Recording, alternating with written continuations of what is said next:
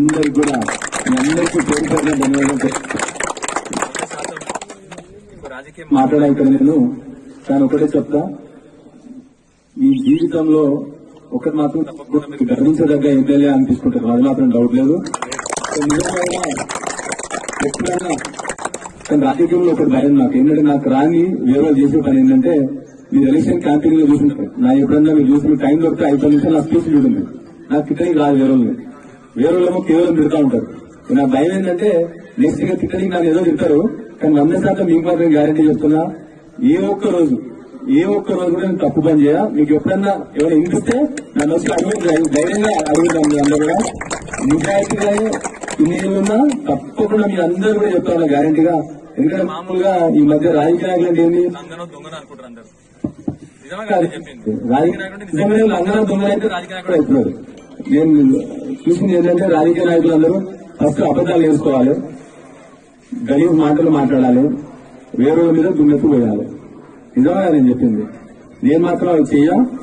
So మరి వేరే వాళ్ళని చేస్తుంటే నేను రెస్పాండ్ కాని, మరి మీరు నిజం అనుకున్నారు అవన్నీ.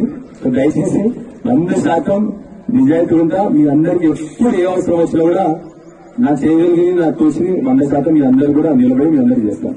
కదా మీరందరూ కూడా మీ అందరూ క్రికెట్ ఇదే స్ఫూర్తితో మంచి ఉద్యోగాలు చేసుకోవాలి.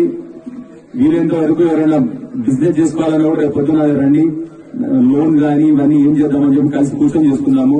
సో మీరందరూ కూడా నా కోరిక ఒకటే, మీరందరూ బంగారు, మన మెత్తలి బంగారు పిల్లగాలు అని చెప్పి.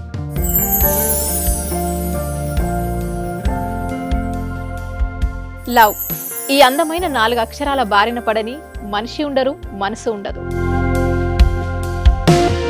ఈ లవ్ కొంతమంది జీవితానికి సరిపడా మధురమైన అనుభూతులను అందిస్తే, మరికొంతమందికి జీవితాంతం వెంటాడే చేదు జ్ఞాపకాలను మిగిల్స్తుంది.